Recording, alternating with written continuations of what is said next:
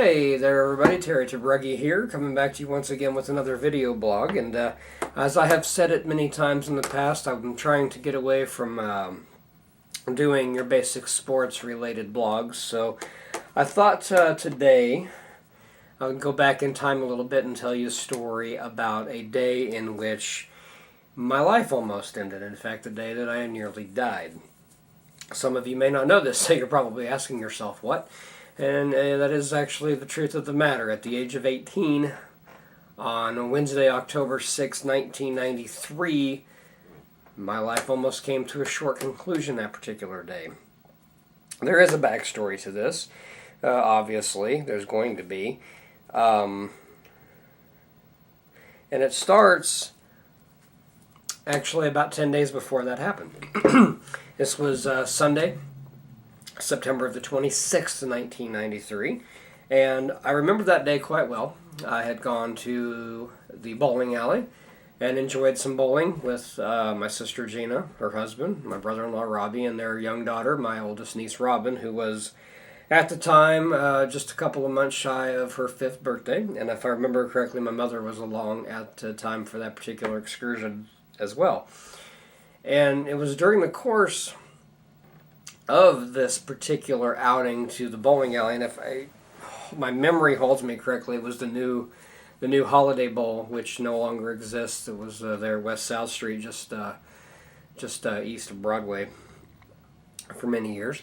And we were bowling that day, and it was during that point in time during bowling I began to feel a discomfort in the lower right portion of my abdomen, down there in the abdominal area. And you know, I'm not ashamed to admit that I come from a father who was a very gassy individual, and as a result of that, I myself am a gassy human being. Comes with the territory, and I thought, and I passed it off as being kind of a gas kind of thing. So Sunday came and went. No further problem. Went to school the following morning. Now, of course, at this point, I'm in the first half of my senior year in high school at Salina Central. And I managed to make it through that Monday. But by Monday evening, I was miserable. The pain had gotten worse. Huge discomfort. And it just was one of those things that I did not want to deal with. And, you know, I didn't end up going to school the following day. And by that point, it was readily apparent that there was a problem that was worse than just your regular flu kind of thing. And as I recall, late that Tuesday night, after having not been able to keep food down the majority of that Tuesday, my mom had my brother run me across the street to the emergency room of what was then St. John's Hospital. I don't think it had quite become Salina Regional Health Center Penn campus at the time, but that is also now a closed hospital. I ended up being admitted to the hospital for observation. They kept me overnight, and in fact, they kept me a couple of days. I was actually allowed to return home or released from the hospital on Thursday, 2 days later, which was the 29th, I believe. No, it would have been the 30th. It would have been the 30th of September. And they let me go home because I had improved just a little bit, and my physician at the time was bound and determined that I had just had a rather vicious strain of the flu. All right, no big deal. Sent me home, scheduled me for a follow-up appointment the following Monday, which was October the 4th. Over that weekend prior to that, however, my temperature ballooned up to 103.5 degrees, enough that it concerned my mother that she made phone calls, and somehow or another my doctor, in his infinite wisdom, convinced her to hold off to the appointment the following day, which this was by now was Sunday she was making calls. And another thing that was occurring while the fever was up there at 103.5, my stomach began to swell up. And I have often said it looked at that point like I was about, mid to halfway through a pregnancy, because I had swollen up enough that my stomach had gotten pretty large. And I recall it was at this point in time that my brother kept repeatedly saying that it was my appendix. He over and over was adamant that it was my appendix. And regardless of that, on Monday, October 4th, in the follow-up appointment, my physician looked me over again, determined I had the flu, sent me home, even with the fever. Now, of course, in my entire life, I've never heard of a fever with the flu, maybe a low-grade fever, but certainly not 103.5 by any stretch. And he sent me home anyway. Well, apparently sometime between that Monday and Wednesday the 6th, he had an attack of conscience, thank God, or I wouldn't be sitting here doing this video today, as he decided that it was time that a CAT scan be run. And I was sent back across the street from my home, and I lived across the street from St. John's Hospital, on the morning of Wednesday, October the 6th. At that point, I did not know that the next time I would see my house would be some 9 days later, as unbelievable as that may sound. But that would end up being the truth. They ran the CAT scan, and I remember that not being a very comfortable experience, and I will spare you the details there. Be that as it may, it wasn't very much longer before my brother was calling my mother to the hospital, as they had determined there was something going on in my stomach that was not the flu, and immediate surgery for an abdominal exploratory, which is a search of the abdominal area to find out exactly what was going on, was ordered. And my memory serves me correctly, around 3 or 4 o'clock that afternoon, I was taken into surgery. What I did not know was that after I was put to sleep and put through surgery, the 18-year-old version of me nearly died in the moments later. Upon the initial incision to open my stomach, which I have one incision straight down, a vertical scar to this day, straight down the middle of my stomach from this, the surgeon, Dr. Ted Macy, God love the man for saving my life, he opened me up.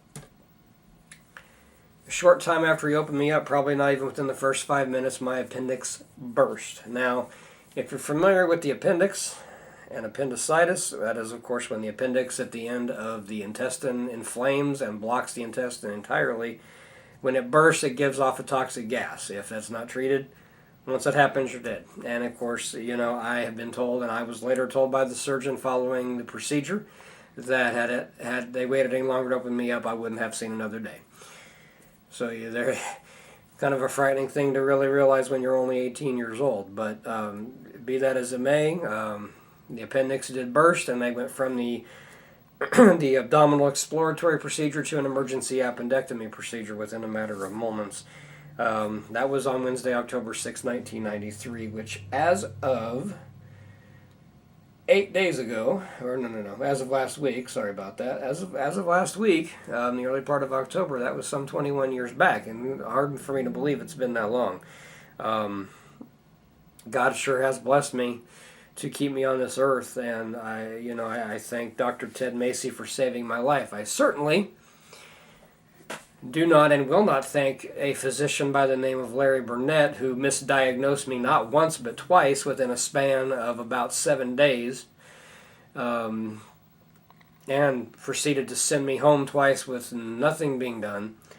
And I wished I knew then what I know now, because there certainly would have been a malpractice issue going on there. But it's an issue like that really, it inspires me to keep living no matter how bad things get in my life. And of course, the stress happens, whether it be finances or whatnot. But I like to think that in the days since then, that I've touched a lot of lives, and of course I know I've made a lot of good friends, and I hope I've made differences in their lives, because that's what I strive to do each and every day. Those close to me, the ones that I want to give the world to, and hopefully someday that I can do that.